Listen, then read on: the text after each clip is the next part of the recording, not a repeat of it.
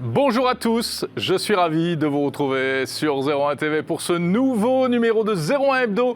Comme chaque jeudi, c'est votre dose hebdo d'actu high-tech. Voici le sommaire de ce 01 Hebdo. Twitter, à quoi joue Elon Musk avec Twitter? Ça vient de tomber, c'est d'aujourd'hui, le patron de Tesla veut carrément racheter Twitter, une histoire à rebondissement qu'on va vous raconter. Les nouvelles lunettes connectées qui permettent de prendre des photos et de tourner des petites vidéos, signées Meta et Ray-Ban, Amélie Charnet les a testées. Notre séquence Tech Care avec Orange va s'intéresser cette semaine à une start-up française qui propose des chargeurs éco-responsables. Et oui, c'est de la start-up GreenE. Enfin, la pépite hollandaise du vélo électrique a dévoilé ses nouveaux modèles, les nouveaux VanMoof. Alors ça vaut quoi ça? Eh bien Dimitri Charitsis, notre spécialiste vélo et vélo connecté notamment, viendra tout nous raconter. Bienvenue dans 01 Hebdo.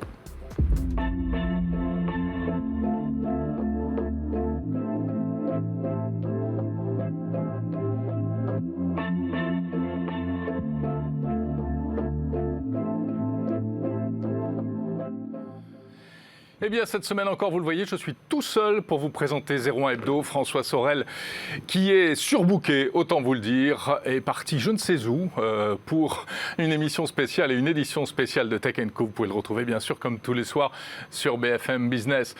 On va malgré tout, écoutez, vous assurer cette session d'Actu Tech. Nous sommes ensemble pour une 50aine de minutes et je voulais vous rappeler, parce que je les oublie toujours, eh bien, les endroits où vous pouvez nous retrouver. Vous savez que vous pouvez nous retrouver sur vos box SFR, canal 32, également sur la box Orange, Livebox, enfin sur la box Orange, canal 141, et puis chez Free, sur le canal 232. Merci Laure de me souffler tout ça dans l'oreillette. Nous sommes également bien sûr sur le web, sur YouTube et sur 01nettv.com. Voilà, c'est parti pour 01 Hebdo. On commence par l'actu.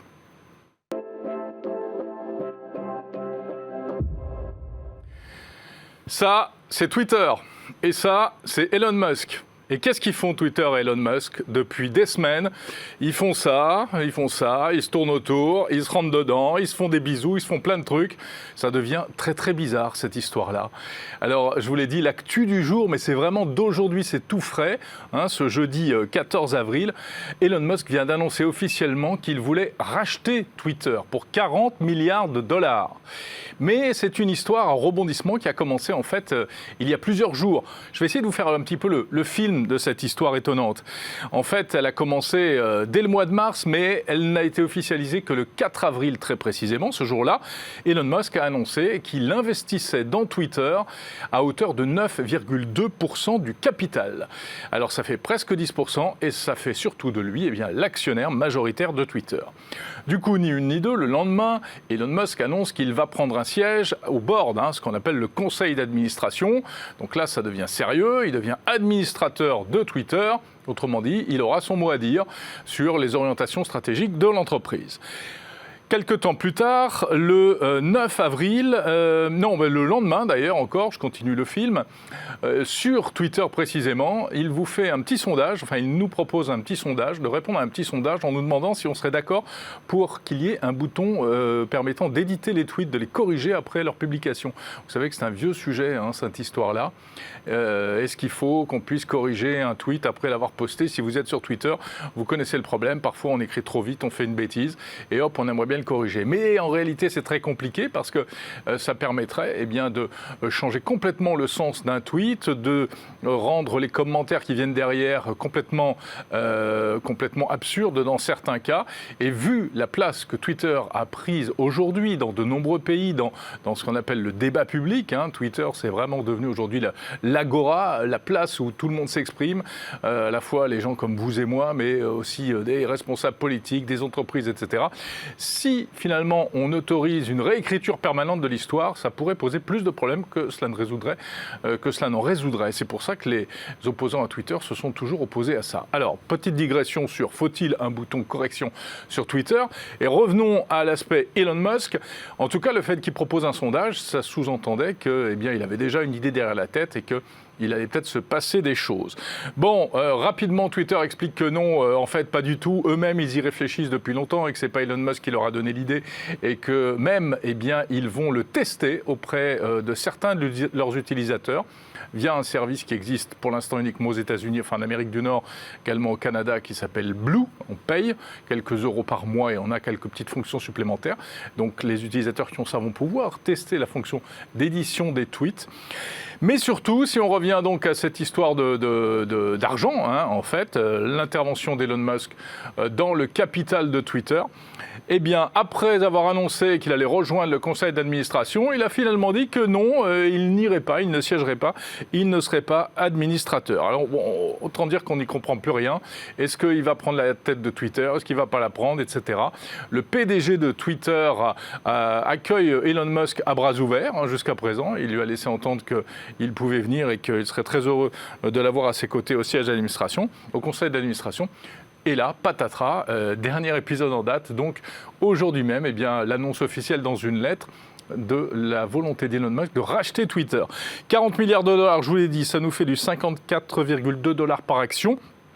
Et surtout, ce qui est intéressant, c'est un petit peu l'espèce d'ultimatum que lance Elon Musk dans la foulée. Il dit que c'est sa dernière offre, que si elle est refusée, eh bien, il devra reconsidérer sa participation dans le capital de Twitter.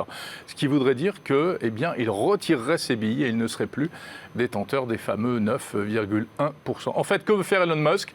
Eh bien, il veut sortir Twitter de la bourse américaine pour lui rendre son indépendance, hein, et pour en faire ce qu'il appelle une entreprise privée. Oui, parce qu'aux États-Unis, une entreprise privée, ça veut dire qu'elle est sur ses fonds propres, et une entreprise publique, c'est pas du tout comme chez nous. Ça veut dire non pas qu'elle appartient à l'État, mais ça veut dire qu'elle appartient à la bourse. C'est pas exactement les mêmes notions. Bon, alors qu'est-ce que tout cela va donner? Ben, écoutez, on n'en sait rien, mais on est suspendu au rebondissement multiple de cette drôle d'affaire. C'est quand même étonnant, parce que je vous l'ai dit, Twitter, c'est un outil qui pèse, même politiquement, hein. On se rappelle tous les épisodes avec Donald Trump. Et puis Elon Musk, c'est aussi un monsieur qui pèse, c'est aussi quelqu'un d'assez fantasque, on ne sait jamais trop dans quelle direction il va aller. Donc on va suivre ça avec attention, en espérant que même à l'heure à laquelle vous regardez cette émission, eh bien, les choses n'aient pas encore changé, ce qui n'est pas totalement impossible.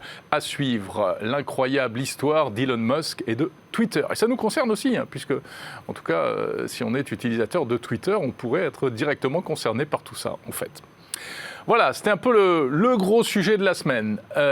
Autre sujet intéressant qui est également lié à Elon Musk. Décidément, il n'y a plus qu'Elon Musk et les petits oiseaux dans l'actu tech. Lorsqu'il a inauguré sa Gigafactory en Allemagne, hein, je crois bien récemment, eh bien, le patron de Tesla a annoncé que son robot allait sortir très prochainement. Vous vous souvenez de ce robot? Il a été annoncé en août dernier. Il s'appelle Optimus et c'est donc un concept de robot humanoïde, un robot à forme humaine, qui serait eh bien, assez puissant, assez grand d'abord, 1m70, 56 kg, il pourrait marcher à la vitesse de 8 km/h et porter jusqu'à 20 kg de charge. C'est surtout ça l'intérêt, car selon Elon Musk, ce serait un robot pour assister l'être humain, qui bénéficierait de toutes les technologies d'intelligence artificielle venant des automobiles Tesla, notamment la vision, la reconnaissance d'objets, et puis tous les processus d'analyse qui devraient permettre à ce robot d'avoir, espérons-le, une part d'autonomie à part entière. Et ça fait un peu science-fiction, tout ça, ça fait un peu iRobot, alors qu'on sait qu'en réalité, un robot humanoïde, c'est très difficile à créer, à fabriquer, c'est pour ça qu'il n'y en a pas encore vraiment qui soit performant. Évidemment, on attend, puisqu'Elon Musk, en général, aime bien d'une part nous faire rêver et d'autre part nous surprendre avec des produits qui sont parfois étonnants, que ce soit les voitures ou les fusées. Donc ce robot Optimus, a-t-il dit, une première version devrait sortir dès l'année prochaine, en 2023. La forme que vous apercevez ici, c'est celle qui avait été présentée lors de l'annonce en août dernier, mais est-ce que le robot final ressemblera véritablement à ça? Franchement, on n'en sait rien. Technologiquement parlant, ça voudrait dire quand même une certaine avancée en matière de robotique. Est-ce qu'on en est vraiment là? Eh bien, écoutez, on le découvrira ensemble l'année prochaine. En tout cas, Elon Musk veut rassurer tout le monde en expliquant que ce robot ne sera que gentil. Il ne fera pas de mal. Et en plus, a-t-il dit, il sera conçu pour qu'on puisse le fuir, c'est-à-dire on courra plus vite que lui, il ne pourra pas nous rattraper et on pourra le maîtriser. Bon, c'est bien qu'il y pense. Maintenant, est-ce que cette promesse-là sera tenue? On verra bien. Optimus, peut-être, 2023. Et le monsieur qui danse, c'est un vrai monsieur, c'est pas un vrai robot. Hein. Au cas, ne vous laissez pas piéger par les belles images comme ça. C'est un danseur qui avait été recruté pour l'occasion.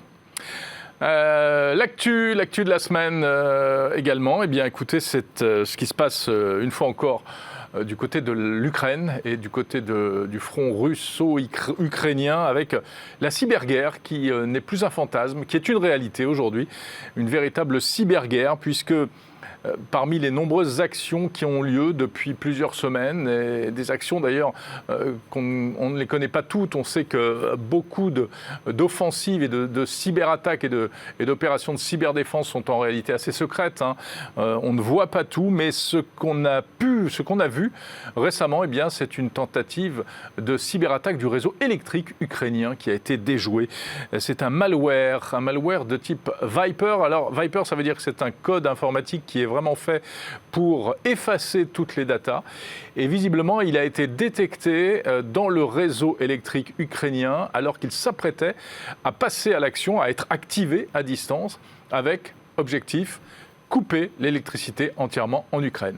Mais en réalité, c'est un réseau de chercheurs qui mène une veille assez poussée, qui a réussi à le détecter avant qu'il soit activé, et notamment un réseau dans lequel participe activement, et c'est notamment la société slovaque de cybersécurité EZ qui est à l'origine de cette découverte. Et donc le malware a pu être déjoué à temps. Voilà, un malware que l'on attribue au service de renseignement militaire russe, qui s'est déjà fait remarquer d'ailleurs par le passé, en 2016, en Ukraine, avec déjà une première offensive contre le réseau électrique ukrainien. Et puis même en France, puisque c'est à ce service de renseignement militaire russe, également baptisé 74 455, avait été attribuée la fuite des emails d'Emmanuel Macron en 2017. Donc ça nous concerne aussi en France. Voilà, donc cette cyberattaque contre le réseau électrique ukrainien déjouée à temps, tandis qu'une autre cyberattaque, elle a quand même touché le premier fournisseur d'accès à Internet en Ukraine, qui s'appelle Ukrtelecom. Lundi, avec pas mal de perturbations. Le système bancaire a été également visé. Donc voilà, en fait, on sent bien qu'il se passe vraiment quelque chose. Il y a une activité cyber qui est très très importante. Tout ne remonte pas à la surface, mais l'offensive de la Russie sur l'Ukraine, et on le sait maintenant, on en est sûr, donc se déroule en grande partie également dans le monde cyber. Voilà pour l'actu de la semaine. On va passer tout de suite à nos invités. Mais avant de recevoir notre invité TechCare pour parler environnement et pour parler surtout avec une jolie innovation, c'est une start-up française qui a mis au point des chargeurs éco-responsables. Eh bien, je vous le disais dans le sommaire, Amélie Charnet de la rédaction de 01net a testé les fameuses lunettes connectées de Meta, ex-Facebook, conçues en partenariat avec Ray-Ban. D'ailleurs, c'est plutôt Ray-Ban qui les a conçues. Les fameuses lunettes Ray-Ban Stories qui sont équipées d'appareils photo, d'appareils de prise de vue, etc. Elle n'est pas là en plateau, Amélie, mais elle nous a laissé un petit reportage, elle nous dit tout de suite.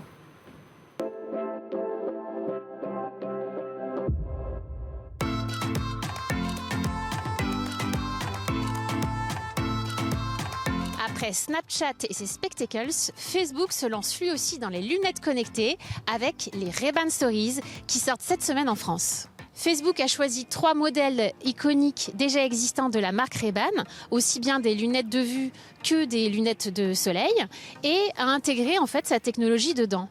Alors plus précisément, les composants se trouvent tous à peu près dans les branches des deux côtés. Le modèle de lunettes connectées que je porte ne pèse que 5 grammes de plus que la version originale des Ray-Ban. Ce qui fait qu'en fait, ce sont des lunettes assez agréables à porter, en tout cas confortables et légères. Les fonctionnalités sont limitées, on peut prendre des photos, tourner des vidéos, écouter de la musique et passer des appels en utilisant l'application Messenger. Malheureusement en France, cette fonctionnalité-là d'appel n'est pas encore disponible. Il y a 2 façons d'interagir avec les lunettes. Soit on interagit directement sur les lunettes en pressant les boutons qui sont dans les branches, soit on passe par l'assistant vocal qui est disponible en français depuis peu de temps. Alors les commandes, ça peut être « Hey Facebook, prends cette photo », mais on peut personnaliser également l'ordre à donner aux lunettes. Alors le résultat est à peu près correct au niveau des photos et des vidéos, mais le gros problème, c'est qu'on n'a absolument pas l'habitude de cadrer avec sa tête. Ça paraît évident à dire, mais en fait, tout bêtement, quand on veut photographier un objet, on va pas forcément le prendre sous le bon angle. Souvent, moi, je me suis retrouvée avec des photos qui étaient de travers, parce que mes lunettes, elles étaient peut-être comme ça ou comme ça. Finalement, on a plus vite fait de prendre son appareil photo pour obtenir un bon résultat, d'autant plus qu'avec ces lunettes, on ne peut pas zoomer et on n'a aucun retour en fait sur ce qu'on fait. Mais pour nous, le plus gros problème, c'est le respect de la vie privée, puisqu'en fait, même s'il y a une petite lumière blanche qui va s'allumer quand vous prendrez une photo ou une vidéo, elle est très très discrète, elle est même imperceptible quand on est en plein soleil. Et je peux vous dire que je suis allée dans des supermarchés, dans les transports en commun, à des terrasses de café, qu'à chaque fois que j'ai lancé la vidéo, personne, absolument personne autour de moi ne s'en est rendu compte. Alors, il n'y a pas que le problème de la diode qui est assez peu perceptible, il y a aussi le fait que cet objectif, il est tout petit et que de l'extérieur, on ne comprend absolument pas que c'est une caméra. Pour comparaison, les Spectacles de Snapchat affichaient un objectif beaucoup plus gros, beaucoup plus identifiable et se voyaient de très loin. Facebook a prévu un code de bonne conduite qu'il transmet à ses utilisateurs. Il leur demande de ne pas filmer les gens sans leur autorisation, de ne pas filmer dans des lieux privés. Mais finalement, les gens font ce qu'ils veulent avec ce produit. Et on peut se demander si ça ne peut pas servir d'accessoire pour espionner. Les Ray-Ban Stories sont déjà sortis ailleurs avant la France et l'équivalent d'ACNIL dans ces pays a déjà souligné que ce signal lumineux n'était pas assez visible.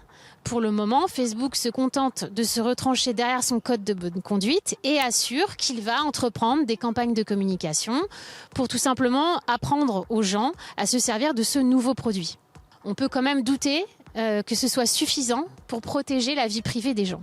Alors pour conclure, on peut dire que ce qui fait la réussite de ce produit, c'est la parfaite intégration des technologies dans les lunettes, mais ça fait aussi son principal défaut, c'est-à-dire qu'il est difficile de voir qu'on est filmé ou pris en photo de l'extérieur. Finalement, plus de 10 ans après l'échec des Google Glass, on retombe exactement sur le même problème. C'est qu'on n'arrive pas à assurer le respect de la vie privée des gens avec des lunettes connectées.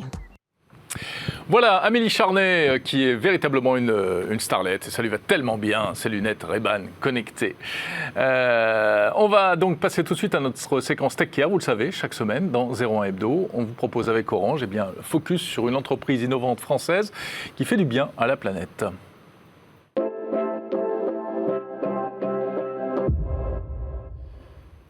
Et je suis ravi de recevoir Guillaume Bensi. Bonjour. Bonjour Jérôme. De la société Green E. Absolument. Alors on va parler, d'un sujet qui nous concerne tous, c'est la recharge de nos appareils électroniques. C'est une vraie question. Alors je passe les questions de où est passé mon chargeur, est-ce que quelqu'un peut me passer un chargeur, pourquoi mon câble n'est pas compatible, machin, etc. C'est surtout le fait que les chargeurs, désormais il n'y en a plus dans les boîtes de smartphones. Absolument. Réglementation européenne. C'est ça? Ou française? Je ne sais plus d'ailleurs. Choix comptable, je pense, d'abord des fabricants de smartphones. Oui, mais il y a une obligation réglementaire aussi. Il y a une obligation qui sera effective au 1er janvier 2024. D'accord. Ah oui, c'est pas encore effectif. Il y a mais là, ils ont anticipé, les constructeurs, bizarrement. Si ça peut faire des économies, exactement, etc. Ouais, bien sûr. Donc, il n'y a plus de chargeurs, parce qu'on part du principe que des chargeurs, on en a plein à la maison, ce qui n'est pas faux. Mais en même temps, quelquefois, on n'en a plus, ils sont cassés, ils sont abîmés, ou ils sont plus compatibles. Et vous proposez des chargeurs, comment on peut dire, éco-responsables. Éco-conçus. Oui, éco-responsables. On va du choix des matériaux qui sont des matériaux recyclés, 100% recyclables, à la conception du chargeur en lui-même qui va permettre d'être facilement recyclable et valorisable par les filières de recyclage ici. D'accord. Donc vous voulez dire après, une fois qu'ils seront, exactement. Plus... cette fameuse seconde vie qui permet de s'inscrire dans l'économie dite circulaire. D'accord. Et on propose également aux consommateurs de réutiliser, de réemployer son emballage pour insérer son vieux chargeur, son vieux câble. Il le poste, on le récupère, on réalise le tri, on revend la matière à une entreprise partenaire qui est en Normandie. qui va broyer tous ces chargeurs, tous ces câbles, pour les remettre en paillettes et les remettre dans l'économie, dans l'industrie, au travers d'économies. Donc j'ai un chargeur qui ne marche plus, ou qui n'est plus adapté, ou le câble a cassé, toujours au même endroit d'ailleurs. Hein. J'achète à la place un chargeur de GreenE et je renvoie l'ancien plutôt que de le jeter à la poubelle. Exactement. Et vraiment, il sera mieux recyclé plutôt que si je le jette dans une poubelle de recyclage ? Aujourd'hui, l'industrie, enfin la consommation, les consommateurs réclament de plus en plus d'appareils, d'objets recyclés. Alors avant, c'était compliqué d'avoir la matière en elle-même. Donc l'industrie est en quête aujourd'hui de matière. Lorsque vous devez trier, c'est ce qui vous coûte le plus cher. Si vous avez un pré-tri qui est organisé en amont, alors vous faites votre métier de broyage, de séparation de granulés, etc. Et la matière trouve aussi des débouchés parce que vous avez des vraies demandes. D'accord. Donc là, on parle des chargeurs qu'on renvoie, qui ne marchent plus. Quelle que soit la marque, il n'y a pas de...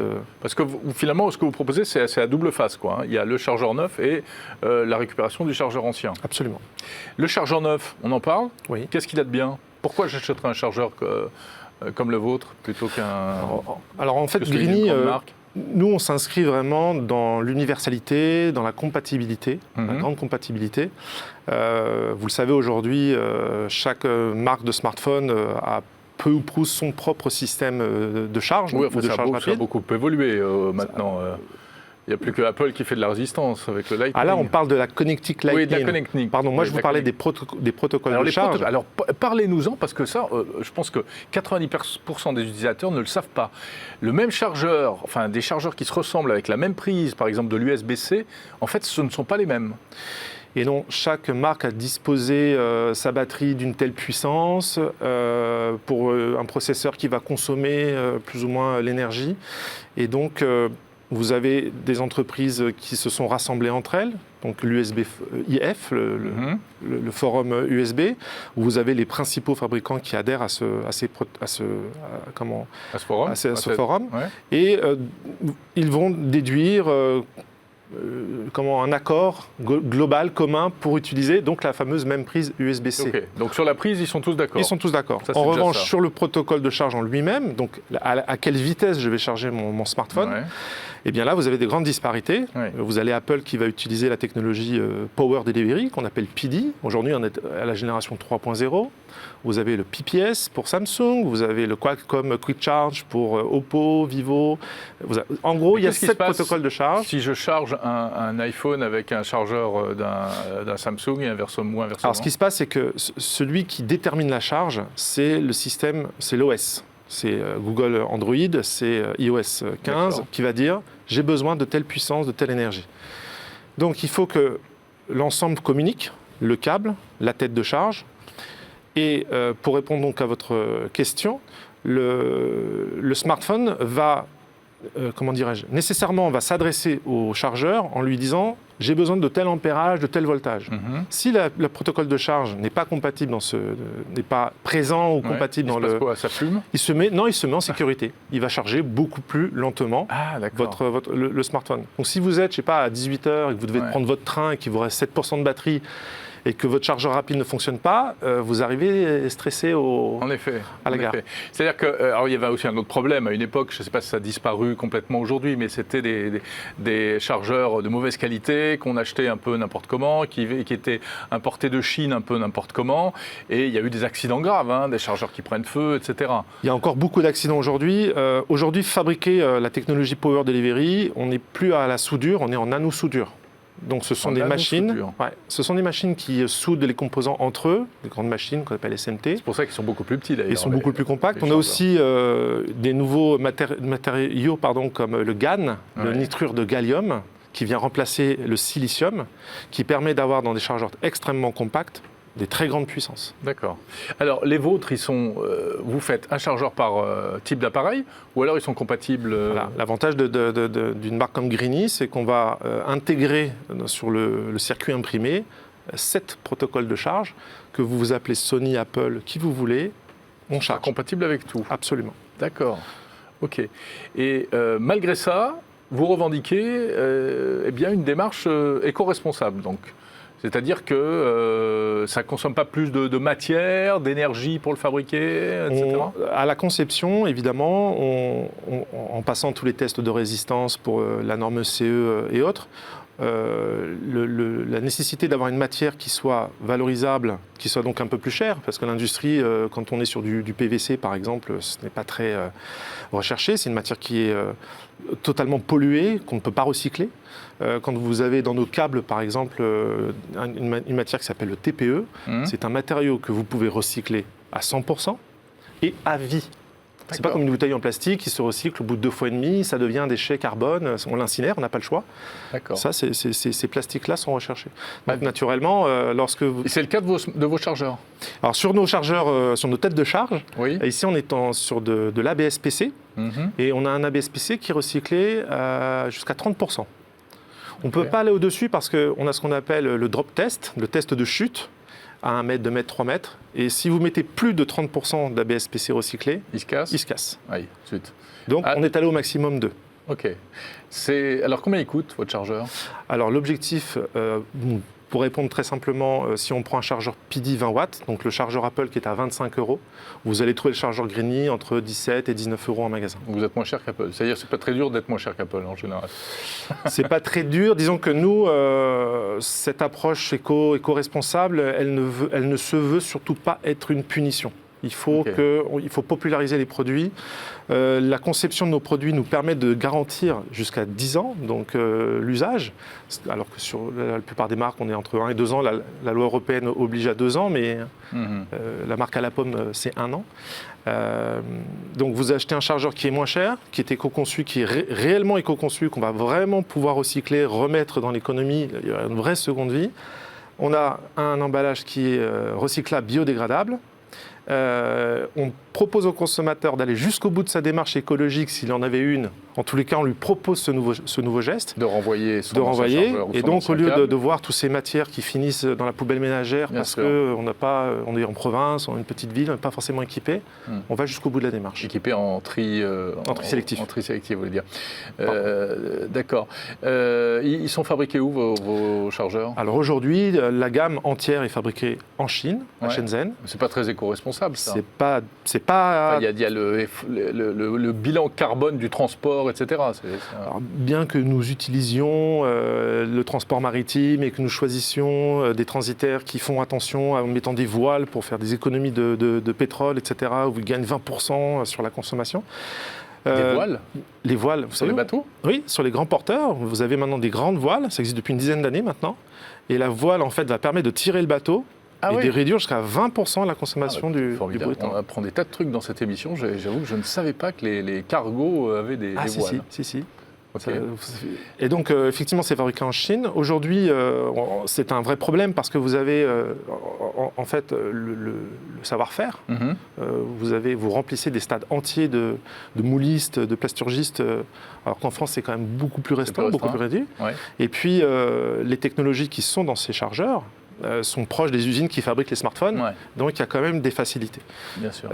C'est un vrai sujet pour nous et je suis heureux de vous annoncer, Jérôme, que nous avons travaillé depuis des mois à réimporter cette... Relocaliser, localiser. Voilà, exactement, dans cette localisation. Donc on va travailler par un circuit de sous-traitance, mais nous allons donc, avant la fin de l'année, commercialiser notre premier câble USB-C, 100% compatible avec le modèle Greeny, qui sera fabriqué en France et qui apportera une toute nouvelle fonction qui est réclamée par les consommateurs, qui est la réparabilité.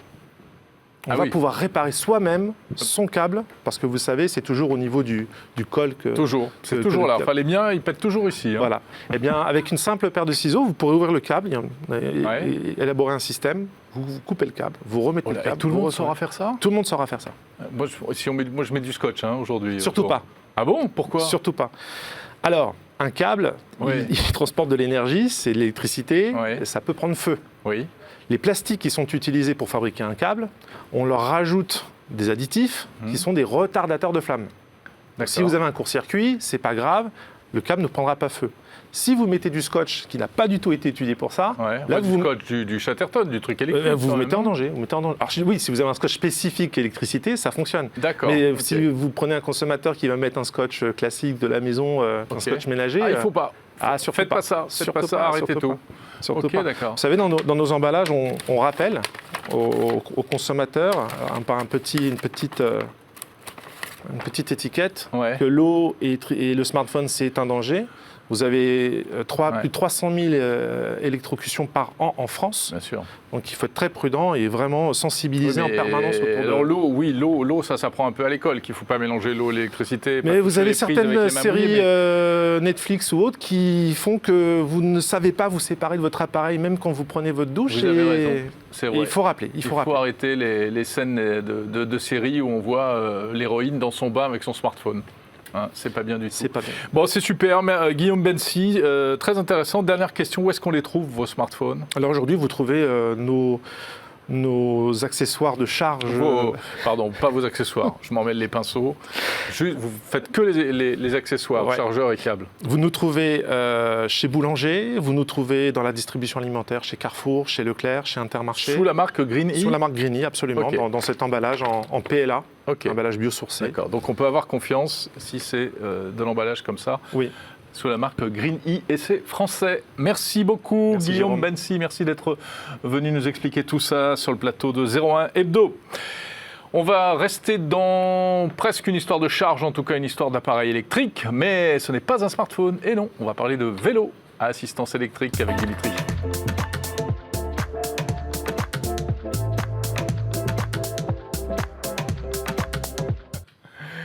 Voilà, tandis que Dimitri Charitsis s'installe. Bonjour Dimitri. Bonjour Jérôme. Tu vois, j'ai un beau chargeur on te donne des cadeaux maintenant. Je vais tester ça, je vais voir s'il ne prend pas feu, ça veut dire que c'est bien. J'ai pas le câble. Bon, alors, toi tu as testé. Tu as testé ou pas ? J'ai roulé vaguement. Entre les deux, tu as roulé vaguement. 42 mètres et demi. Ah oui. On ne va pas appeler ça un test. Tu sais que même pour 42 mètres et demi, je t'envie. Je comprends, mais j'ai un tout petit peu, j'ai approché, j'ai touché et j'ai vaguement roulé dans un hangar, autant dire pas dans des conditions réelles. C'est pas encore le vrai test qu'on vous proposera dans quelques semaines. Mais malgré tout, on est ravis que tu viennes d'ores et déjà nous parler de ces nouveaux vélos VanMoof qui ont été dévoilés il y a quelques semaines. Parce que VanMoof, bon, alors, il y a plein de marques en ce moment qui se disputent, mais VanMoof était quand même parmi les premiers à proposer ce type de vélo, assez innovant, etc. Et avec Cowboy, c'est les deux principaux acteurs des vélos électriques et connectés. Et donc du coup, chaque année, on a le petit match Cowboy-VanMoof. Et cette année, en fait, le duel est relancé. L'année dernière, Cowboy, c'est des Belges. Et VanMoof, c'est des Hollandais. Et l'an dernier, on va dire que VanMoof n'avait pas été à la hauteur des enjeux parce qu'ils avaient simplement sorti, je ne sais pas si tu te souviens, une batterie additionnelle qu'on rajoutait sur les précédentes générations. Ils sont obligés de sortir des vélos neufs tous les ans non plus. Ils ne sont pas obligés de le faire, mais Cowboy le fait. Enfin, Cowboy essaye en tout cas. Et je pense que leur plan initial, c'était de sortir ce qu'ils ont annoncé la semaine dernière, un an plus tôt, sauf que ça a pris du temps. On sait ce qui se passe actuellement. Covid oblige. Le Covid, les composants, ce qui fait que ça a pris du temps. Mais cette année, ils sont revenus avec une proposition super intéressante. Donc du coup, 2 nouveaux vélos. Chez VanMoof, les vélos vont par 2. Oui, c'est original. C'est original. Un grand, un petit. Grand, un petit. Et avant, on avait toujours 2 cadres très différents. Un cadre ouvert, un cadre fermé. Là, on a le S5 et le A5. Le S, c'est le cadre qu'on connaît un petit peu chez VanMoof, le dessin du cadre qu'on connaît déjà, le vélo pour grande taille. Alors, c'est un dessin connu, mais il y a quand même des changements dans le cadre. Ce n'est pas exactement le même cadre. Il est déjà plus petit pour commencer. C'est quelque chose qu'on lui reprochait assez souvent, qu'un vélo pour géant, c'est plus le cas. Moi, ça m'arrange, personnellement, un vélo pour géant. Ah, écoute, ça passe aussi pour moi, mais je pense que je suis à la limite. Oui, tout à fait. Et donc voilà, il est un peu plus bas, de 5 cm, donc du coup beaucoup plus accessible. Et puis après, à côté de ça, on a la fin. Comment il s'appelle le grand S5. Le S5. Il est plus petit que le S3 par exemple. Il est un tout petit peu plus bas que le S. Plus bas. Voilà, plus bas de 5 cm. Après, la taille, elle est à peu près la même. Ouais. Et ensuite, les tubes ont un peu changé. C'est pas exactement le tube diagonal, il est un peu plus gros. Le tout a l'air d'avoir été renforcé. Tu as des soudures qui sont un peu plus assumées. Enfin voilà, tu as des renforts sur la partie arrière. globalement, Ouais. on a quand même l'impression que c'est un vélo un peu plus costaud. Avec un design toujours étonnant, parce que rappelons que c'est un vélo qui, quand les gens le découvrent, ils disent mais où est la batterie, quoi? Parce que du coup, c'est ce qu'on va voir, l'ADN, il est complètement préservé. C'est toujours vélo électrique connecté, batterie intégrée et non amovible, à part pour des réparations ponctuelles. Et puis après, voilà, c'est un vélo aussi qui est sécurisé pour toutes ces choses-là.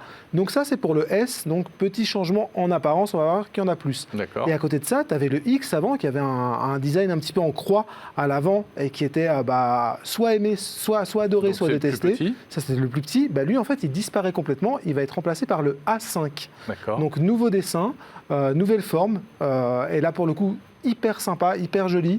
Ça vient, c'est un design qu'on appelle slopé en vélo. Ça vient un petit peu du BMX et c'est voilà, ça donne un caractère qui c'est pas quelque chose qu'on voit très souvent sur le vélo électrique et donc ça va être un peu sympa de voir ce vélo-là circuler. Alors au niveau tech, parce Voilà. que c'est ça quand même. Exactement. Donc comme d'habitude, deux vélos quasi identiques, en tout cas quasi identiques sur la fiche technique, avec des apparences différentes.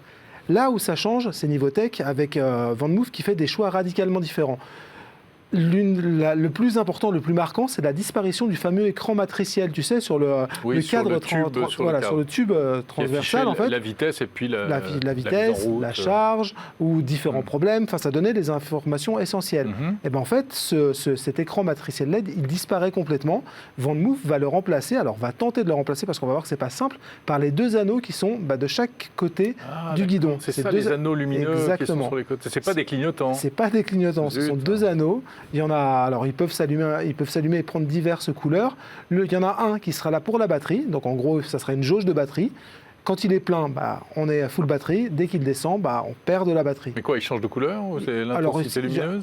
Au moment où on a découvert le vélo, le choix n'avait pas été tranché. Ah bon? Il se demandait si ça allait être la même couleur qui allait baisser, enfin de passer de rouge à blanc progressivement, ou s'il y aurait une variation de couleur. Il faut savoir qu'on les a vus, ils n'étaient pas complètement finis. C'est des vélos qui vont arriver en juillet.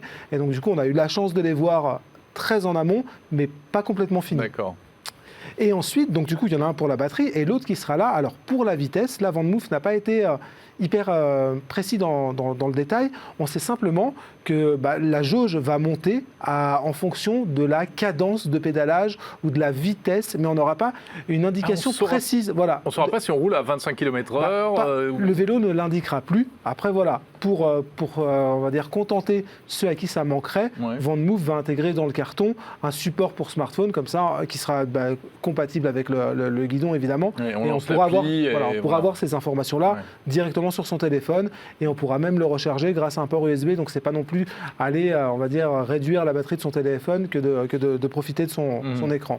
Donc voilà, ça c'est le gros changement, on va dire, esthétique, ergonomique et pratique. C'est de l'interface en fait. Voilà, qui risque en fait de soit de rebuter ceux qui étaient déjà chez VanMoof avant et qui ne vont pas, on va dire, être séduits, ou qui risquent de faire adhérer des nouveaux venus qui vont trouver que le système est plus simple, en fait, deux petites lumières, pas d'informations superflues. Je suis pas convaincu, moi. Qu'est-ce que tu en penses?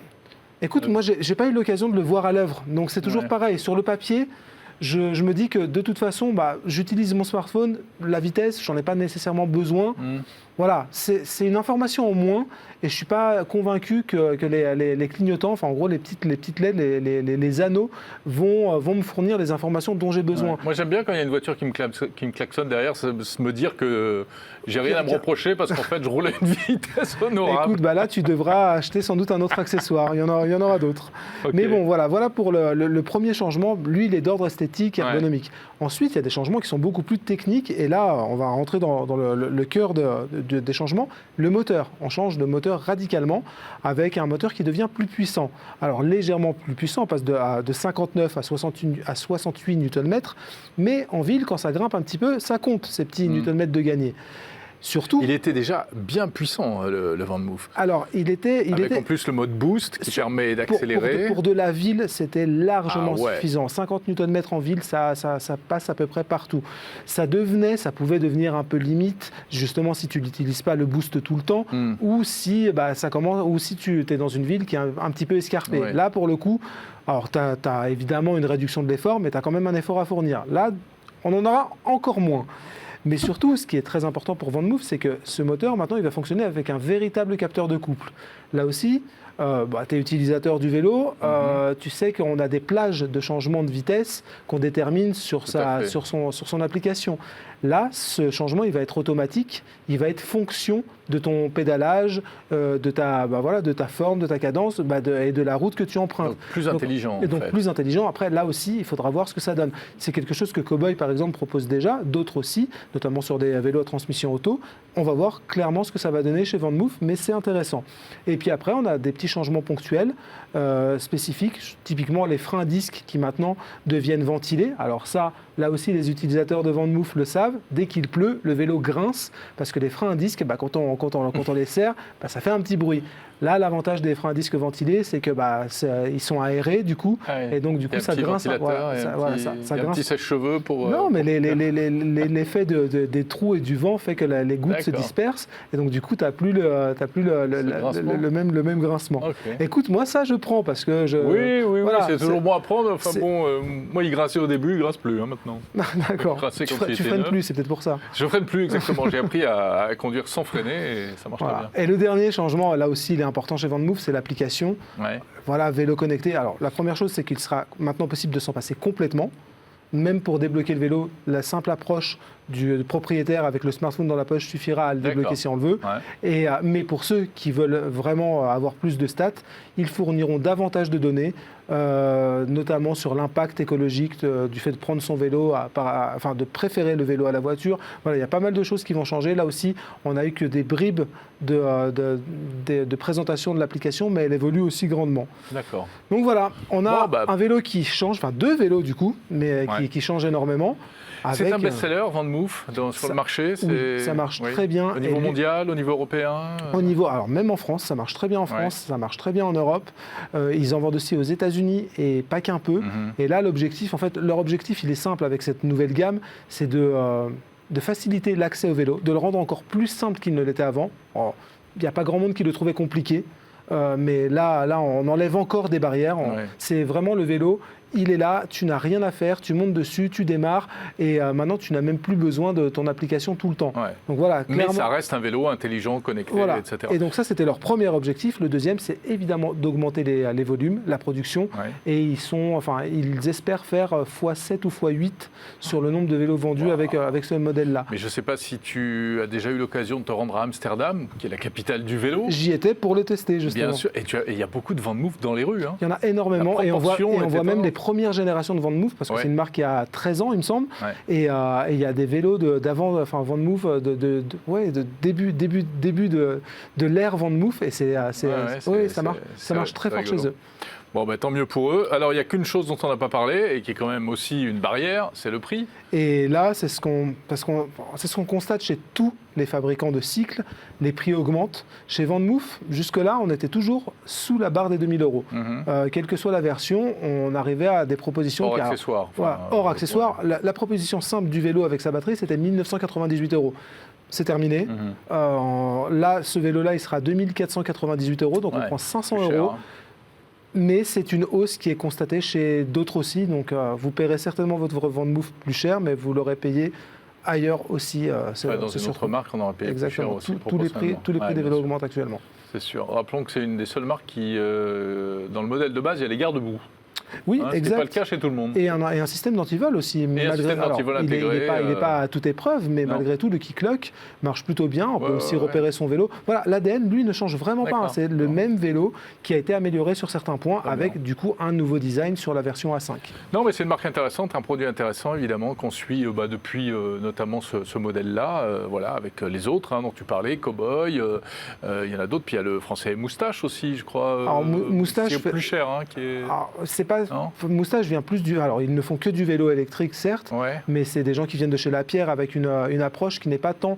ils sont moins connectés et ils sont plus vélo, effectivement, ce qui ne les empêche pas de développer des vélos d'excellente qualité. C'est Renault qui fait de la voiture électrique, contrairement à Tesla qui n'a jamais fait de voiture thermique. C'est exactement ça. Ok, super. Merci beaucoup, Dimitri Charitsis, pour cet avant-goût de ces nouveaux vélos VanMoof. Et puis tu reviens quand tu les auras testés en vrai, donc avant l'été peut-être. Écoute, en juillet après. Ok, super. Merci beaucoup. Merci de nous avoir suivis. Merci d'avoir suivi attentivement ce nouveau numéro de 01 Hebdo. On se retrouve la semaine prochaine. Et puis d'ici là, portez-vous bien. Salut à tous.